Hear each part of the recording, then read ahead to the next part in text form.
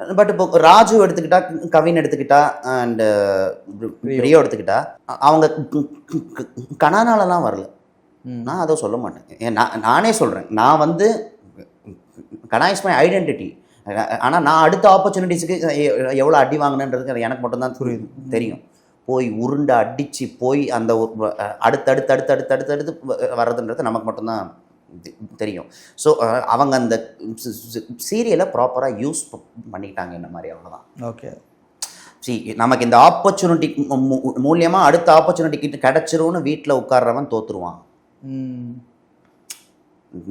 நமக்கு இந்த ஆப்பர்ச்சுனிட்டி கிடைச்சிருக்கு, அடுத்த ஆப்பர்ச்சுனிட்டியே இந்த ஆப்பர்ச்சுனிட்டி ஆகிறதுக்குள்ளேயே நம்ம பிடிக்கணும்னு ஒருத்தன் யோசிக்கிறான் பாரு, அவன் தான் ஜெயிப்பான். எவ்வளோதான் எக்ஸாம்பிள். ஓகே, இது ஒரு நல்ல விஷயம் நீங்கள் சொன்னது. கனா 1 முடிஞ்சு 2 ஆரம்பிக்கிற டைமில் வந்து நிறைய பாசிட்டிவாகவும் இருந்தது. அட் த சேம் டைம் வந்து என்ன இருந்தாலும் அவங்களோட இதெல்லாம் வந்து டச் பண்ண நாங்கள்லாம் பயங்கரமாக, அது ஒரு ஓஜி செட் இல்லை, அது தக்காளிலாம் அடி வாங்கிறேன் நான்லாம். எனக்கு மார்க்கெட்லாம் போக முடியாது, எனக்கு கல்லால் அடிப்பாங்க. டே காமெடி பண்ணால் பாண்டி அடி வேணும் நீ அப்படின்னா, நான் அதெல்லாம் சொல்லலைங்க, நீங்கள் தக்காளிலாம் அடிக்கிறீங்க. இல்லை, அந்த அதர் ஹேண்ட் நிறைய பேர் வந்து செகண்ட் சீசன் வரும்போது அந்த பாண்டி கேரக்டர் மாதிரி இவன் வரான்டா அப்படின்னு நிறைய பேர் சொன்னாங்கல்ல, அதுவும் பாசிட்டிவாக இருந்துச்சுல. அது எப்படி மாறுச்சுன்னா, செகண்ட் ஆனதுக்கப்புறம் தேர்ட் ஒன்று வந்ததுல்ல, மைக்கேல், விக்கி, பிரபுலாம்.